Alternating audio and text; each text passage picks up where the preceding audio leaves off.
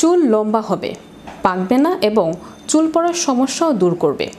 আর এজন্য মাখতে হবে বিশেষ একটি তেল।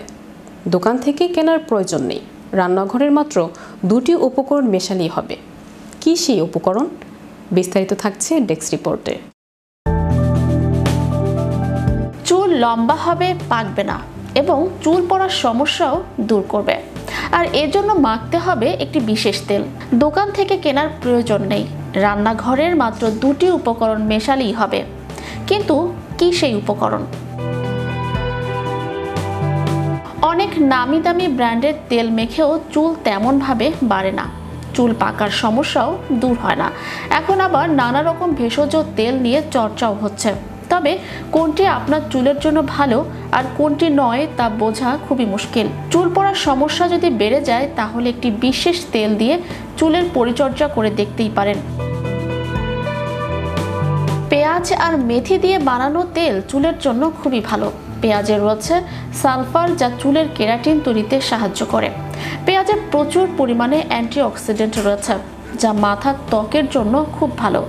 মেথির প্রোটিন ও নিকোটিনিক অ্যাসিড চুলের বৃদ্ধিতে সাহায্য করে। ভিটামিনে ভরপুর মেথি, এর ভিটামিন এ, সি ও ফোলিক অ্যাসিড চুলের গোড়া মজবুত করে। পেঁয়াজ ও মেথি রয়েছে প্রদাহনাশক গুণ, যা মাথার ত্বকের যে কোনো সংক্রমণ রুখতে পারে, খুশকির সমস্যাও দূর করতে পারে। কিভাবে তেল তৈরি করবেন? পেঁয়াজের খোসা ছাড়িয়ে ভালো করে ধুয়ে নিয়ে ছোট ছোট টুকরো করে কেটে নিতে হবে। তারপর টুকরোগুলি পিষে তার থেকে রস বার করে নিন। পেঁয়াজের টুকরোগুলি বেটেও নিতে পারেন। মেথি দানা সারা রাত পানিতে ভিজিয়ে রাখতে হবে।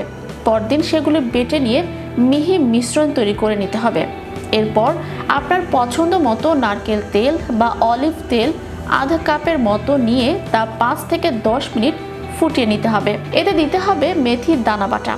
আরও 10 মিনিট ভালো করে ফুটিয়ে নিয়ে তাতে মিশিয়ে দিন পেঁয়াজের রস।